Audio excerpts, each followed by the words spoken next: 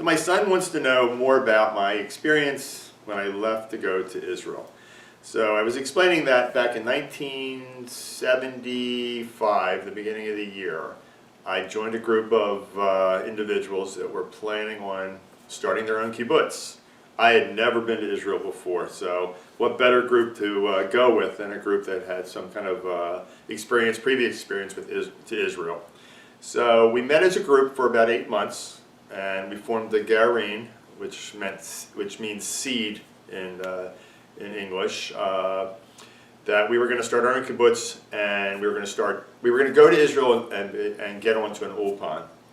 So we would learn Hebrew 4 hours a day, and we would work on the kibbutz 4 hours a day. So we did a lot of planning. We get to Israel in October of 1975.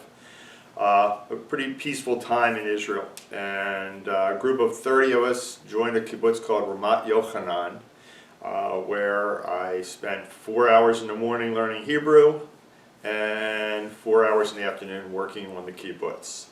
My first job on the kibbutz was to go into gardening. So we were transplanting grass from one area to another area where there was no grass. My second job on the kibbutz was working in the factory, gluing sheets of paper onto plexiglass for shipment. And my third job, one evening at 11 o'clock at night, I get drafted to work in the chicken coops. And we were doing export that night. That was my first experience in the chicken coops, and I stayed in the chicken coops the rest of the time I was in Israel, which was about a year and a half. And during that time, I worked my way up with the kibbutznik to being in charge of the coops, which we had probably about 70,000 chickens that we raised for approximately 8 to 10 weeks, and then we would ship them off to market. And to me, it was a pretty cool experience, though most people would not think working in chicken coops was that much fun. But it made me feel important. I was able to lead work groups into the coops and everything, so they looked up to me. So that was fun. I had a good time. So, but that was one of my experiences in Israel. Other things, what we did, we went on trips through the entire country for a year and a half. We went to the Sinai. We went down to areas that are now part of Egypt again, Sharm el-Sheikh, Dahab, Nuweiba. We went to Tiberias. We spent a lot of time in Jerusalem and Tel Aviv. So I got to see most of the country on the weekends, because we were required to work a 6-day work week, and then we were given a few days off each month for working a 6-day work week. So that was pretty much part of my initial experience in Israel, is traveling. So, but as the year went on, the Israeli that I worked with got injured, and so he couldn't go into his basic training. So they asked me to stay on after my time in Israel was to have ended, and I stuck there, and I worked the chicken coops by myself for quite a long time. As far as everything else that we did there, I made quite a few friends from Europe that were working as volunteers on the kibbutz.